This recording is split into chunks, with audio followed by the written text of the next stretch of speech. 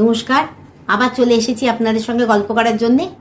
আজ তো মহালয়া, তাই সকলকে হ্যাপি মহালয়া। কিন্তু মহালয়াকে কি হ্যাপি বলা যায় সেটি জানার জন্যে অবশ্যই আগে আমাদের জানতে হবে মহালয়া কি।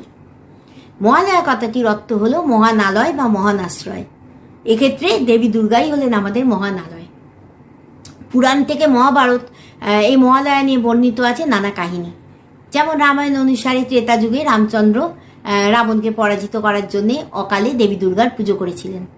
হিন্দু শাস্ত্র অনুযায়ী যে কোনো শুভ অনুষ্ঠানের আগে আমাদের প্রয়াত পিতৃপুরুষের উদ্দেশ্যে শ্রদ্ধা অর্পণ করতে হয়। লঙ্কা জয়ের আগে রামচন্দ্র তাই করেছিলেন এবং তারপর থেকেই এই যে মহালয়ার দিন যে তর্পণ অনুষ্ঠান সেটা প্রচলিত হয়। আবার মহাভারতে আমরা অন্যরকম ব্যাখ্যা পাই। যেমন কর্ণের মৃত্যুর পর তার আত্মা যখন পরলোকে যায় তখন তাকে খাদ্য হিসাবে মণিমাণিক্য খেতে দেওয়া হয়েছিল। কর্ণ এর কারণ জিজ্ঞেস করায় দেবরাজ ইন্দ্র তাকে জানায় যে তিনি কর্ণ জীবিতকালে সারা জীবন সে সকলকে সোনা দানা মণিমাণিক্যই দান করেছিল, কিন্তু তার পিতৃপুরুষকে কখনো অন্নজল প্রদান করেনি। তখন কর্ণ দেবরাজ ইন্দ্রকে জানান যে তিনি তো তার পিতৃপুরুষ পরিচয় বা বংশ পরিচয় সম্বন্ধে কিছু জানেনই না। শুধুমাত্র কুরুক্ষেত্র যুদ্ধের আগে তিনি তার মায়ের পরিচয় পেয়েছিলেন, কুন্তী যে তার মা সেটি জানতে পেরেছিলেন। তখন দেবরাজ ইন্দ্রের নির্দেশে কর্ণকে 16 দিনের জন্য মর্তে প্রেরণ করা হয় এবং এই মহালয়ার দিনটি কর্ণ তার পিতৃপুরুষের উদ্দেশ্যে অন্নজল প্রদান করে এবং তারপর থেকেই এই প্রথাটি চালু হয়। এবং এই যে 16 দিনের যে পক্ষকাল, এটি পিতৃপরিপক্ষ হিসাবে পরিচিতি লাভ করে। আবার এই মহালয়ার দিনটির থেকেই কিন্তু মাতৃপক্ষের সূচনা, দেবী দুর্গার আগমন এবং সকল অশুভ শক্তির বিনাশ।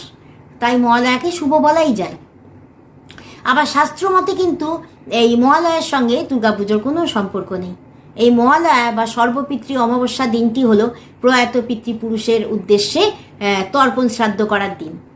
তা শ্রাদ্ধের দিনটিকে কি শুভ বলা যায়, সেটাই প্রশ্ন।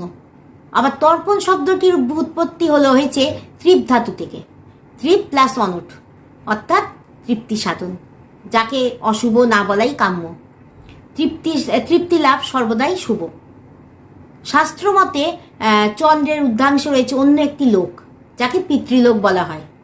মানুষের মৃত্যুর পর প্রেতজনী লাভ করে এবং তাদের আত্মারা যতক্ষণ না যোগ্য শরীর লাভ করছে ততক্ষণ এই লোকেই তারা বাস করে এবং এই দিনটিতে তারা মর্তে নেমে আসে তাদের উত্তর পুরুষ বা বংশধরের হাত থেকে অন্নজল গ্রহণ করার জন্যে।